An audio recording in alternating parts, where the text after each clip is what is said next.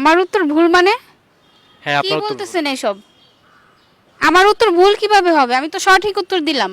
এখন আপনি আমাকে টাকা দিবেন না তার জন্য এই কথা বলতেছেন? দর্শক একটা প্রশ্নের উত্তর দিতে পারলেন নগদ 10,000 টাকা পুরস্কার। কি বিশ্বাস হয়? আজকে আমার সামনে একটা আপু আছে, আপুকে একটা প্রশ্ন করব, আপু যদি উত্তরটা দিতে পারে তাহলে আপুর জন্য কিন্তু নগদ 10,000 টাকা পুরস্কার আছে। আর আপনারা যারা উত্তরটা দিতে পারবেন তারা কমেন্টস বক্সে আপনার উত্তরটা লিখে দিবেন, আপনিও কিন্তু পেয়ে যেতে পারেন 10,000 টাকা পুরস্কার।